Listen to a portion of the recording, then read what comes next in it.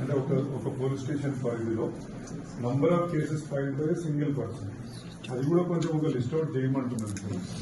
So that మనము ఏమన్నా ulterior motive ఉంది అనుకున్నప్పుడు కొంచెం ఐడెంటిఫై చేసుకోవచ్చు అని.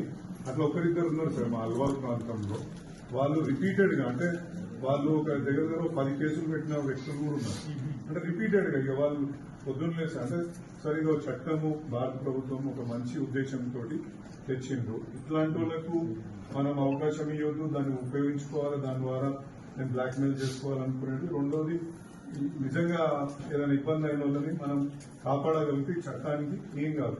మధ్యలో ఏమైంది, చట్టాన్ని ఆల్మోస్ట్ ఉపసంహరించుకొని దాంట్లో ఇమీడియట్లీ ఎఫ్ఐఆర్ పెట్టొద్దు అనే కాడికి తీసుకొస్తే మళ్ళీ అన్ని సంఘాలు పోయి కొట్లాడినందుకు మళ్ళీ ప్రభుత్వం తలకి మళ్ళీ దాన్ని రీస్టార్ట్ చేయించిండు కేసెస్ పెట్టుకోవాలని.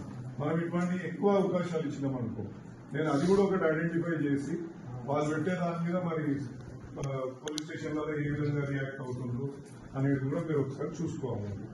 ఎందుకంటే ఒక వ్యక్తి 8 నుంచి 10 కేసులు లాస్ట్ టైం చెప్పిన డేటా సబ్మిట్ చేస్తానని మీరు ఆర్డీఓ గారు, మరి ఎందుకో ఆర్డీఓ గారు చేశారా సార్ అది?